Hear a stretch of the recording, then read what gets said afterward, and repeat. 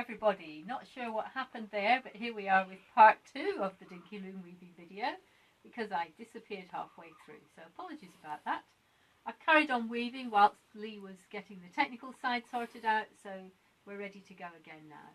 And I have got a little bit more done. It's very quick to do this kind of weaving. And I was just about to show you what happens to the ends on the back when you've changed colour. So you can just see that there, that I have a tail and a tail. And when I finish the weaving, all you do is chop them off like that and leave a little tail. If you were making a scarf or something where you were going to see both sides, you could sew the ends in afterwards with your bodkin, but you don't actually need to bother for most purposes. So if we look at these, you can see I've left the ends on the back. So off we go again. I'll do one more row and then I'm just going to cut to one that I've almost finished so that you can see what happens then.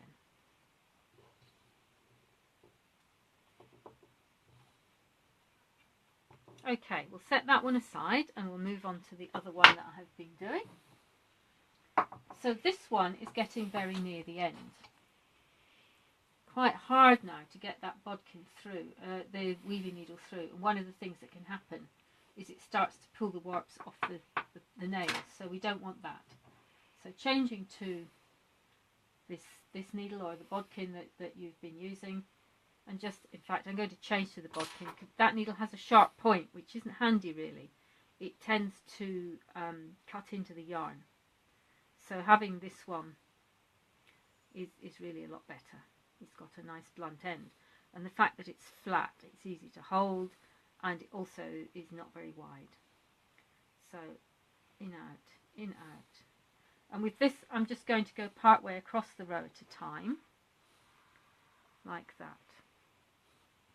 Now what you can do when you get near the end of this weaving, while you're still using the weaving needle, is just to pack the last few rows that you do with the weaving needle very tight. And then, when you come to take it off, you can open the weaving out again, and that fills in the gaps at the end where the nails have been. So, difficult to do with this little bodkin, so that's why I'm saying do it before you change to the bodkin.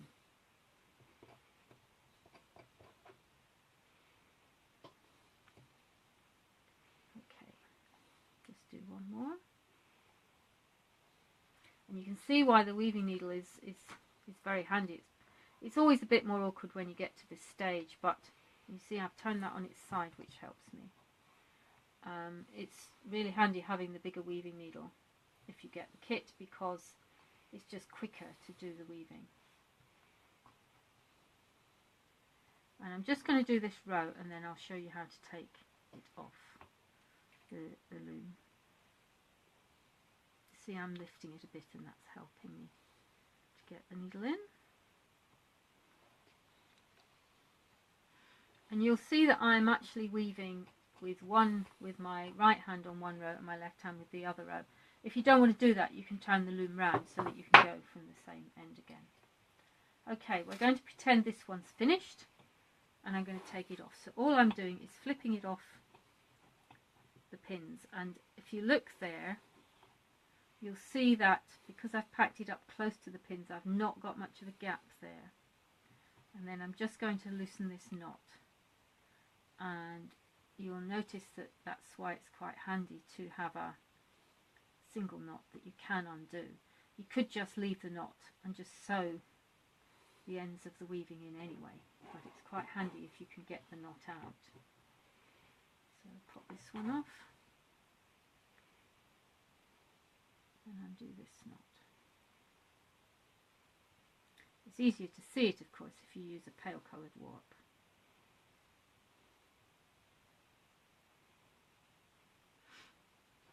Okay, so we'll put this out of the way and I'll show you what I mean about just evening it out a bit. If you can just push this up a little bit more, you see how it makes that neater.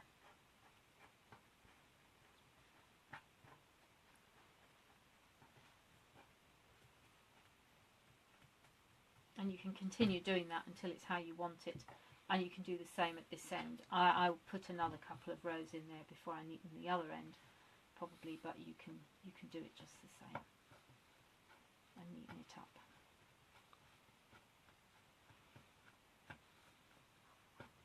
And that's it, folks. So as I said, very easy and straightforward to do.